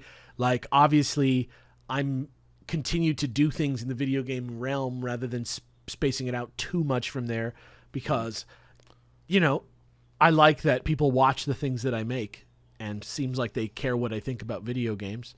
But behind that, like, I'm still, like, for me, writing 450 reviews sounds awful as, like, labor. But as, like, it turned into labor. Like, when I did I don't think people appreciate that. I'm not trying to, like, I'm trying not to talk down to people when I say this. I really honestly think people cannot wrap their minds around creating these things that they haven't done it, like that. How much that goes into it. Like, writing especially is one that's hard as a writer to, like, show why AI is bad. It's hard. Yeah, like, there are still idiots that exist that would comment, like, they would see, like, a video and be like, "Oh, that's a 15-minute video. That should take you, like, an hour to do. It's only 15 minutes." And it's like, you have no idea what it is to think of an idea out of nothing and make it something presentable. Part of writing is, like, sitting and doing nothing for, like, 2 weeks while, like, earnestly thinking about something. I think one time I explained it to someone. It's the closest to a magic trick that we have as people, where you create a story, like, with characters and dialogue and, like, themes and arcs. You mean like a plot magic points. spell? You don't mean like a magic trick. You mean like like actual magic, right? You're conjuring something out of you're like nothing. Alan Moore. Yeah, that's what Alan Moore says. You are conjuring something that exists, art and entertainment, out of nothing. There's no basis for that dumb, like, even if on paper, once you see it, like the Amico Christmas that Norm called my what do you call that? My magnum opus, like the greatest thing I can ever do. The fact of the matter is that the fact that I thought of that, wrote that, edited that, and had that came out close to what I envisioned, that was magic. That doesn't even talk about the quality of it. Whether we thought it was good or bad. That's magic to be able to do that. Or anyone to be able to write and produce something when nothing put exists. something down and then somebody experiences it later and, like, you have communicated, like, feelings to them. Yes. That's magic. Yes. Yeah. And even if something's nonfiction, like doing, Norm did his, like, 90-minute awesome Tetris documentary that he had to write, he had to plan, he had to do plot points, he had to think of art that he needed certain places. That, to me, is a form of magic. To be able to think about the end result, work backwards, and then like jot it down, shoot it, research it, voiceover, edit it. And I think people that haven't done it or don't know the process can take that for granted. That's why bosses, like, suck. Like when you're creative, especially in this world. Bosses suck in general because a lot of bosses don't do any job of their underlings. That's in general, that's the larger problem with bosses. But in the point, to my point, like being a creative and being on like a schedule or a budget or something like that with somebody who doesn't understand that it's like a process that you can't hurry and that it's like holistic and that you have to trust the person that's creating this thing to make something and you have to like, you know, put something in to get something. I don't know. It makes sense why people think AI is the way to like replace a writer.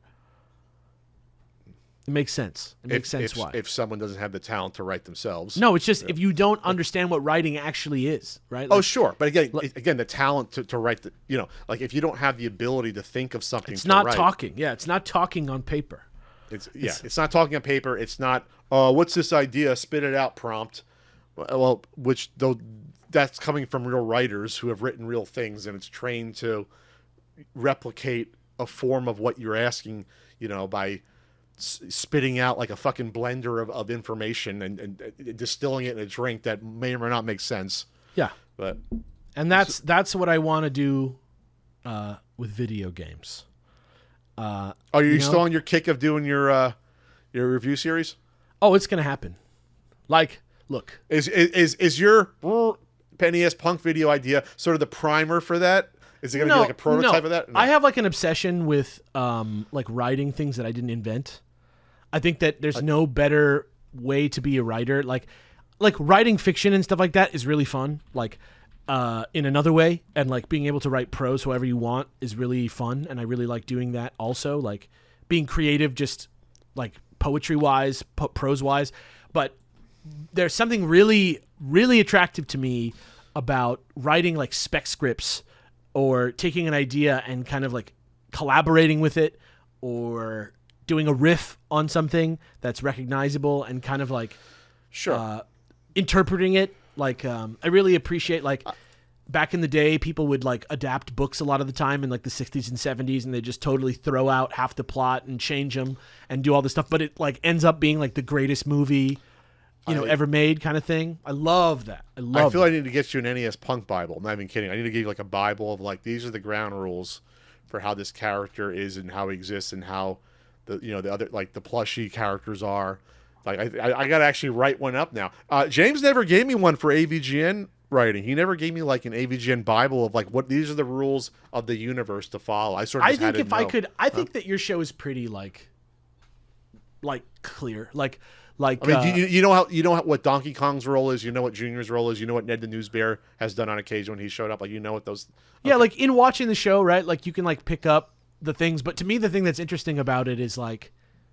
The thing that's interesting about writing something that I didn't invent and like coming in way later and doing something with it like that is like number one, like the rest of the show is still there, and like it will continue to be there after. It's like that one-off weird X-Files episode that you experiment with. Yes, but I like the idea of using the text of the work because you can't do it in the same way that I can do it in this way.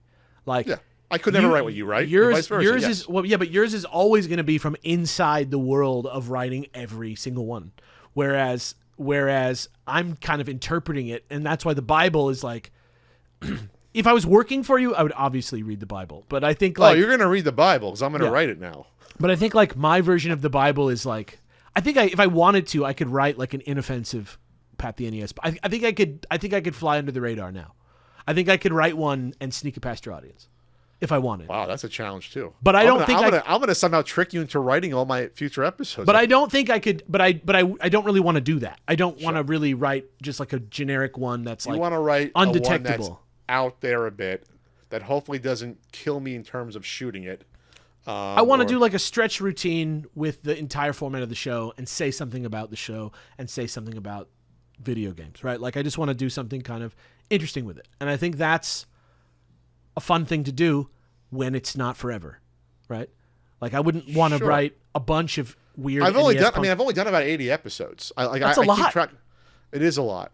Like I remember someone in private one time. I won't say who. This isn't all about trash talking anonymous people. Someone once got on James for saying, they said AVGN is getting so stale. I said, He's done like 200 fucking episodes. Yeah, what the hell are you talking about? Like, you know how hard it is to constantly think of new ideas for something you've done 200 times. The Dex, you know, the show I used to do about Pokemon? Sure. I did that show for 235 weeks straight. Yeah. Like, you telling me, like, I'm going to be, like, fresh on the concept as I was in episode 20 on episode 220? Yeah, even Seinfeld got bad episodes, especially near the end. Like it happens. Like, nothing is perfect, and people are allowed to be fallible, especially when it comes to creativity. And again, it's all subjective anyway. I think that's why having more writers come in is good for that reason, because it also makes you think about your work in a different way. Have you started to write this NES Punk episode? Have you started to write it? I haven't written like the script, right? Like word for word in head though. But I'm working on what it's going to be. Yeah. Okay. And you don't want to let me know until it's written? Oh God, no. Okay, then I'm giving you a Bible to make sure that you don't put something in that I'm not going to. I'm like, I can't do that. You know? I think that NES Punk does not have a girlfriend. NES Punk. I'm not going to break your world. Okay, I'm not going to break your world. But okay. I might break your brain. That's like a really bad pitch. You know, like I'm going to break your brain with this new faucet idea. And then I start walking up the walls. Surprise! I throw off my disguise. I'm Chris Angel. Mind freak. All right. Anything else? Anything else about this article? Not really. I kind of wanted to use it to segue into talking about video games as a whole. I think I've done that. I think we talked a lot about what drives you. What was it, money? Not money. You understand?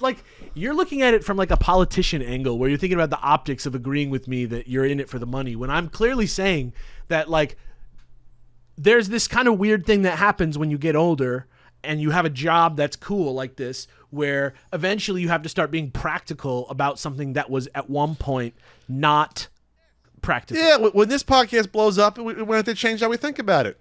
So. Yeah, when we're riding to the top of the Peabody Awards or whatever the podcast awards, Peabody, the Webbies, when we are dipping our streamies in In-N-Out cheeseburgers or whatever we do. I don't know what we're going to do when we win all those awards, but when we do, we'll remember this episode. You know what I mean?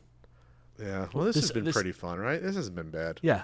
What did we learn today? Did we learn anything? We learned a lot about Pat the man. I feel like we learned a lot about what makes Pat tick. And funnily enough, like a lot of this stuff, like I already knew about you. Like I didn't really like dig into like a bunch of areas that I wasn't sure what you were gonna say. But like I feel like the audience needs to see how we talk to each other about things. This is how we talk to each other. I want to acknowledge that there are people listening to us talk right now, because this doesn't sound that much different than like when we talk on the phone, and like it's interesting to me in that way, because I think like the thing that you can really count on with this show. We're only 3 episodes in, but I think like the only thing you really count on with this show so far is that we're like completely there's just complete candor here. You know what I mean? And we're doing this very much like the opposite. This is like not Pat the NES Punk character talking right now. You know what I mean? Well, I think I have candor on the CU podcast, but yeah. Well, but you don't really like. Often we don't delve into like we have like gaming topics. We don't delve into like what Pat, makes you tick. Pat, what did you think about when your life was being soul crushed working on the book for 3 years? Yeah. Yeah, but that's what I'm talking about. Like why do any of us keep playing video games? Like every single YouTuber that you watch, pretty much, unless they've really just recently started, probably feels some shade of the way one of us do about this, right? Like I am still like a full-on like idealist about video game criticism. Pat is like a authority on like a sector of video games, right? And he doesn't really want to keep doing this type of thing till he's 65 years old, like being the NES Punk, going on there, being silly, talking about NES games. I definitely feel the sort of weirdness setting in about like how I get so tired of my job like everybody does, except also my job is the thing that I love. But the thing that brings us together is the fact that, like, we have indeed found success. Like, at this point, we can turn around and look and be like, yes, we actually are video game guys. Like, over time, the world has proven to us that we are, in fact, video game human beings. And I think, like, we are video game human beings. I'm serious. Like, anybody who's been in this for a while, right? James probably feels this way, like some shade of this. Norm certainly feels some shade of this. Fucking Game Sack. I'm trying to think of all these people that have been around for long fucking time. Just a million channels that are like this. I know they're all a little bit tired. I know we're all kind of being performative a little bit. Like, I know we're all like you have like your shelf behind you. You're like, check out my games, right? Like, is that really the sentiment that we feel these days? Or is there like some convention to this? Like, it's just interesting to think of it becoming something that's not 100% passion driven like that, which I think is a sign of it being a mature thing. I think it's like it exists now. It's not a fad, There's a lot of basketball podcasts now, so I forget what player said it, but he literally said, like, yeah, there's like a vast majority, or not vast majority, but like a big chunk of the league, the basketball players don't like playing basketball. They do it because it's a job, they get paid well. And they're fucking good at it. Yeah. But they have to still dedicate their entire life to something that they don't necessarily like, but they can do it and they get paid. A sport you kind of enjoyed as a teen. And it's still better than being in a cubicle. So either way, almost like not that it doesn't matter, but it doesn't matter at that point. Making $1 million a year doing basketball, and I'm not making $1 million a year doing NES Punk. Playing basketball, you would be. Yeah, if you're playing basketball, you probably would. But the point is like, I think if a level of passion leaves you, that's not bad. I think that's just being human anyway. Yeah, the point I'm making, and the point that the article like kind of put into my mind, is that it doesn't really fucking matter, does it? Like, you, the person out there who loves video games, right, and watches me or Pat or whoever for entertainment involving video games, whether you throw on this show or you watch old reruns of the NES Punk from 15 years ago or whatever, or you throw on some Scary Game Squad and go deep or whatever.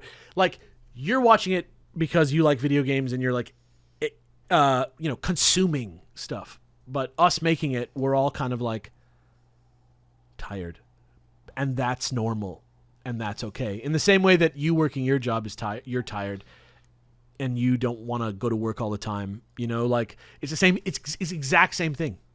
And I think like that's the point. Is like, in response to the article, I say, yeah, he's fucking exhausted, but that's okay. That's right. Well, I was really exhausted back then. But even then, you just said the N64 book is the hardest thing you've ever done in your life. Yes. So absolutely. So theoretically, you're even more exhausted now. Well, no, because that's one of the reasons why I scaled the podcast, see a podcast back from every week. I hit my limit of if I keep exerting myself like this, I will, something even worse will happen to my body. I will like stroke out, or like something will stroke out. What do you do? What do you do for fun then? What is the thing that you do for fun? I watch the Olympic Games and root for Team USA. Unlike the communists I'm talking. I root for Team USA. I like playing. I've been playing a ton of Star Trek Fleet Command. They sponsor one of my Twitch streams, and I've rediscovered like this is actually a pretty cool, free to play MMORPG.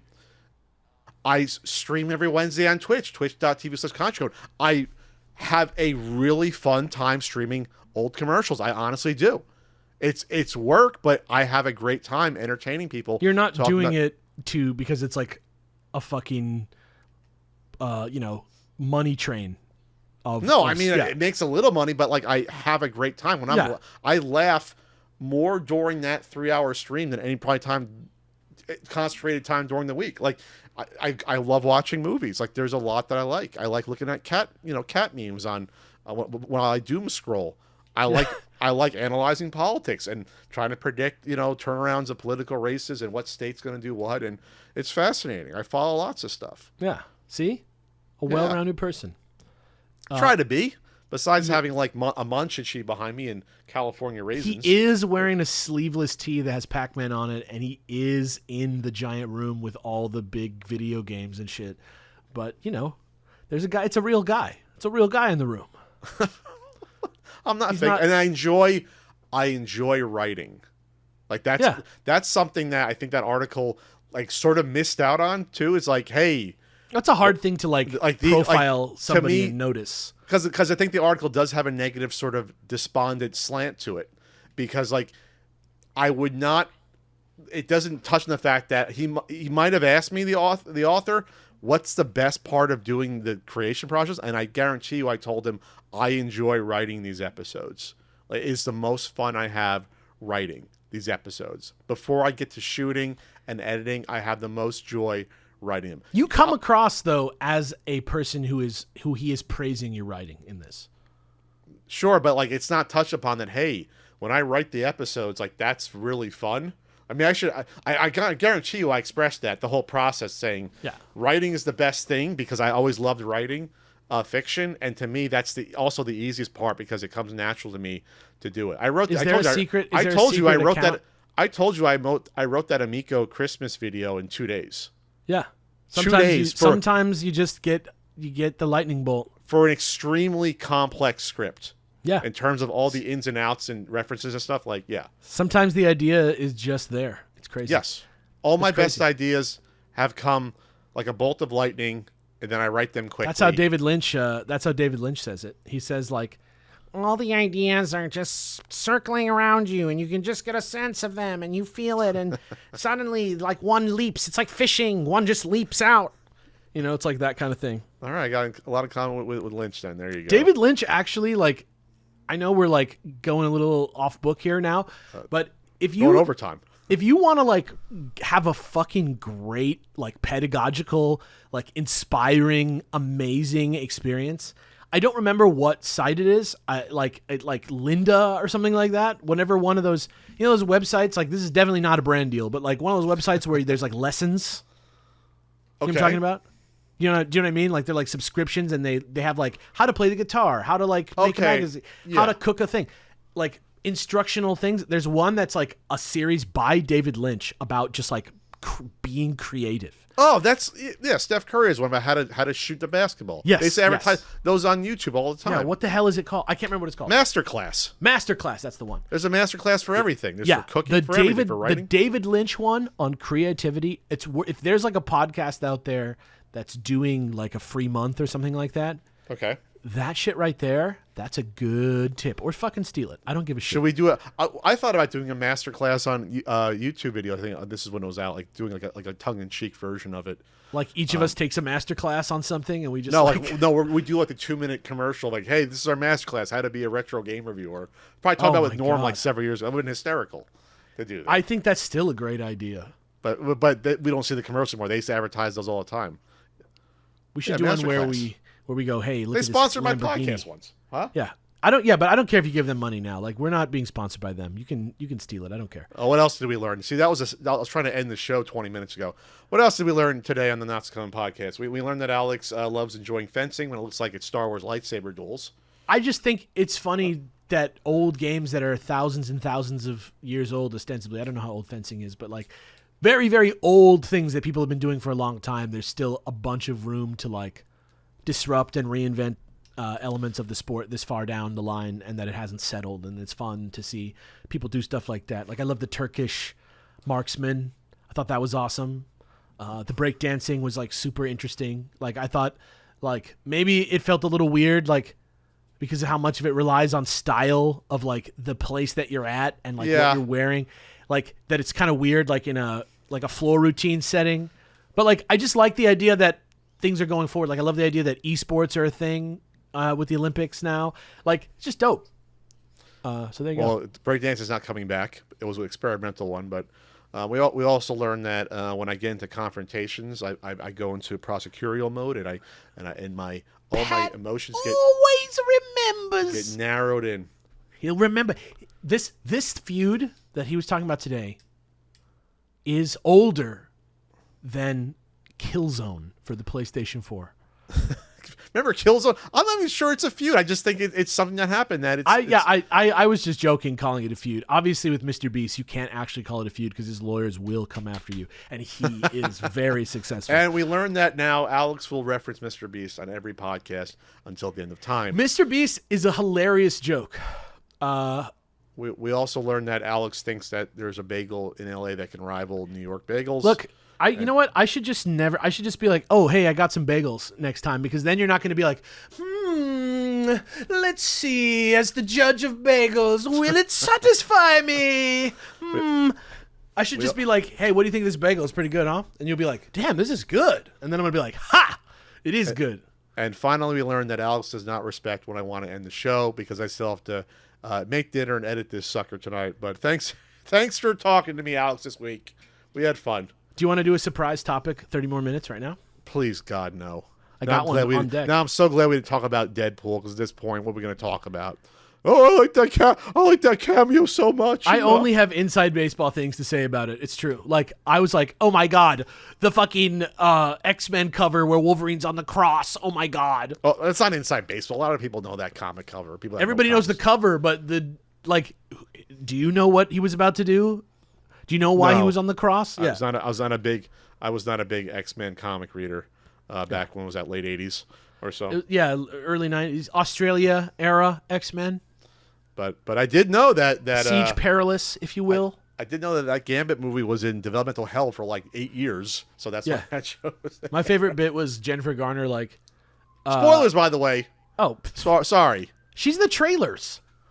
No, she isn't. Lectra's not in the trailer. She's been on like late night shows. Well, now after like 4 or 5 days, they revealed everything. They had a shot of all the characters together. Like, they didn't give a shit because it's made over $1 billion. They don't If you want us to talk cynically about a very, very successful movie and what it means for culture and nostalgia, someday I'm sure we'll get around to that topic again.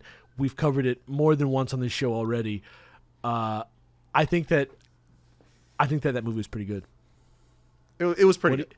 Yeah. Pretty good. And it was fun. The thing is, it was a fun movie. It was very fun, and that's important, and that's why people wanted to see it. It was very fun. Yeah, and speaking of fun, it would be really fun to finish the show. What do you say? Yeah, we're going to be gone now for a bit, but we'll see you in a couple of weeks. I'll be a married man. You will be a married man in 2 weeks? I got to... and you'll have some annoying opinion about these bagels that I love, I bet. Please don't make me criticize the food at your wedding. I did RSVP, and I still have to book a hotel, and I'm dreading it because that means I'll be committed to staying overnight, and I still don't know if I want to stay overnight. Just book the hotel. Just stay overnight. Just accept it. I don't want to. Stay overnight. You'll feel so much better. I work out Monday morning. It's like my reset day.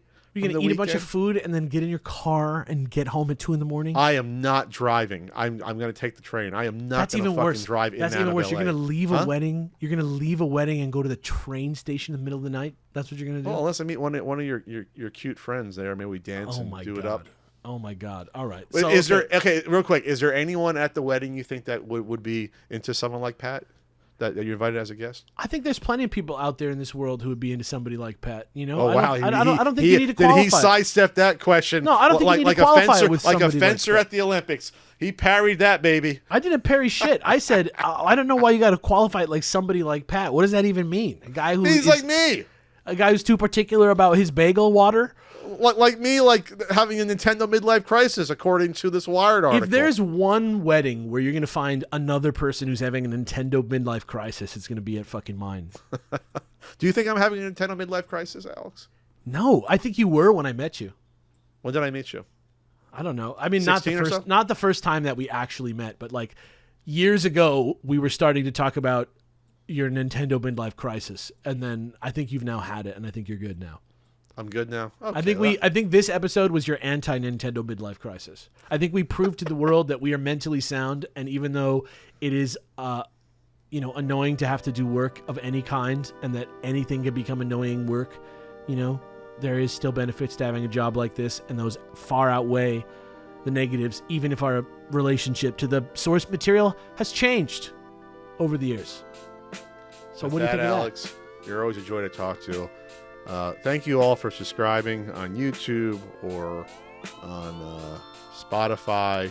And if you want us to read an ad, tweet iStore at Pat. is even still the iStore? No, Apple iTunes Store. What? It's on Podcasts, the app for Apple. That's what it's called. Is it there? I didn't check. If you want to advertise on this show, DM Pat on Twitter. My DMs are closed. But, Okay, they're closed, but just knock on the door and see if it lets you in. DM Alex. Alex could be the ad guy. My DMs are always open. Alex will get another responsibility besides being cheerful. He can be the ad guy. I'll bring in that big ad account. All right, I gotta end this. I gotta. Big Chipotle is gonna. This is gonna be a big Chipotle branded podcast next time. The Not So Chipotle podcast. All right, we'll see you later, everyone. Bye bye.